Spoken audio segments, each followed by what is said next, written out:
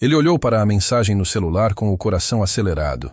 As palavras eram sutis, mas o subentendido gritava.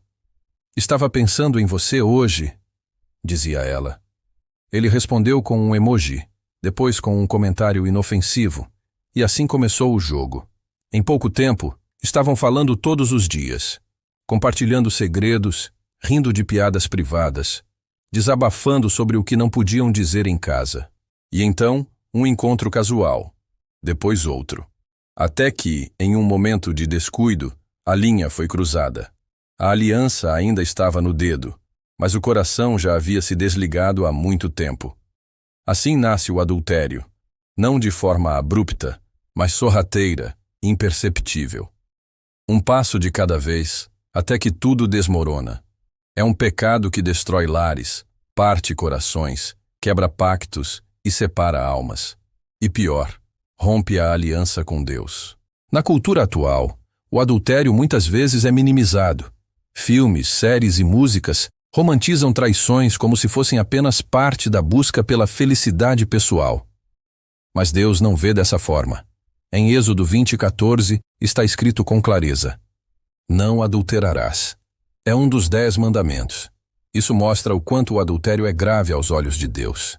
Ele não está apenas falando de sexo com alguém fora do casamento. Está falando de quebra de confiança, desrespeito à aliança e violação da pureza do amor. Deus criou o casamento como reflexo da união entre Cristo e a Igreja. E o adultério é como um veneno que corrói essa imagem sagrada.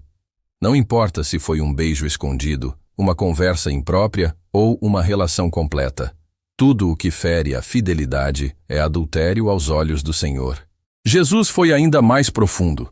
Em Mateus 5:27 e 28 ele disse: ouvistes o que foi dito, não adulterarás.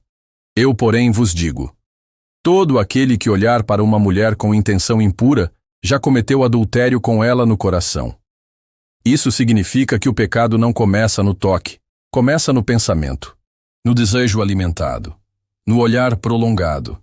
O adultério não é apenas um ato físico, é uma decisão emocional e espiritual que nasce na imaginação e cresce na vontade.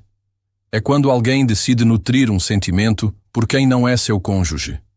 É quando o coração se desconecta da aliança e se conecta com outra pessoa, mesmo que em silêncio.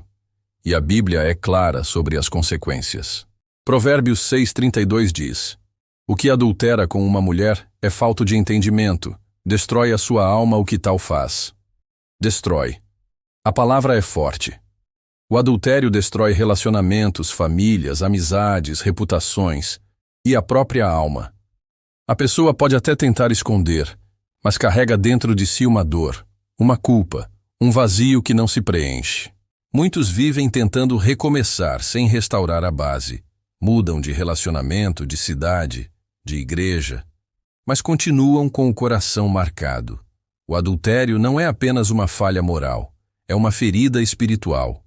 E toda ferida precisa ser tratada com arrependimento e cura. Mas por que tantas pessoas caem nesse pecado? A resposta está no desequilíbrio entre carência, vaidade, falta de vigilância e uma vida espiritual fraca. Quando a pessoa se distancia da palavra, deixa de orar, deixa de vigiar os olhos e os pensamentos, o coração começa a procurar algo fora do plano de Deus. E o diabo sabe disso. Ele não precisa de muito, só uma brecha.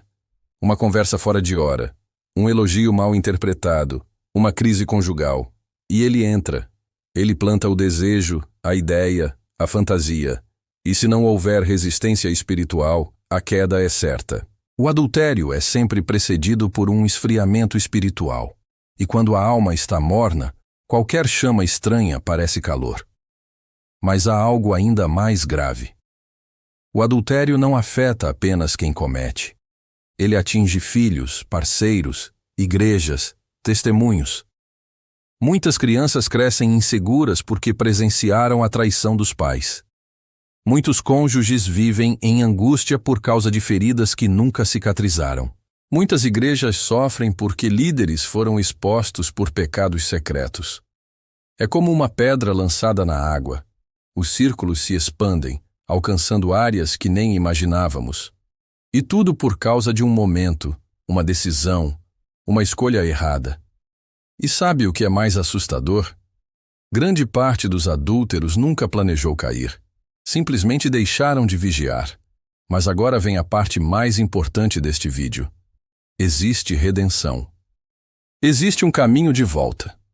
Deus odeia o adultério, mas ama o adúltero arrependido. Em João 8, vemos uma mulher flagrada em adultério sendo levada até Jesus. Os religiosos queriam apedrejá-la. Mas Jesus, com sua graça, disse: Aquele que dentre vós está sem pecado, atire a primeira pedra. Um a um, os acusadores foram embora.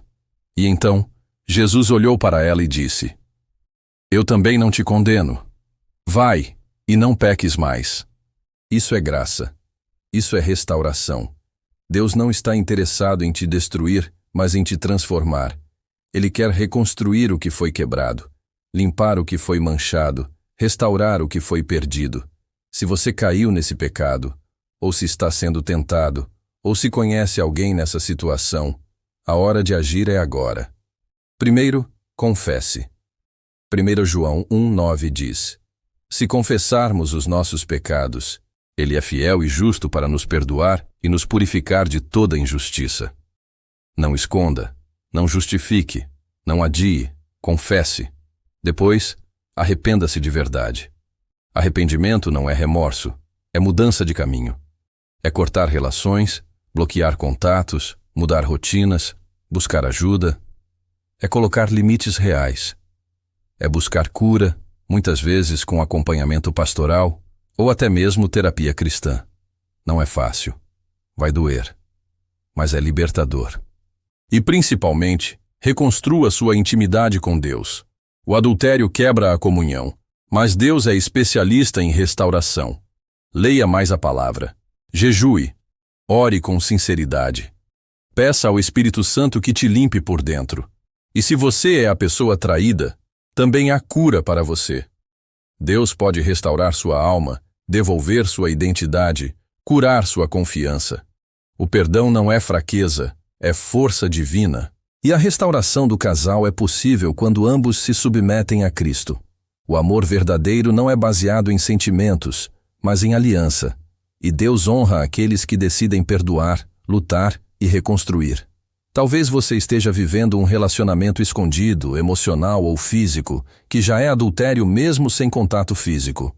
Acabe com isso hoje. Peça a Deus forças, busque apoio, salve sua alma, salve seu casamento, salve sua integridade.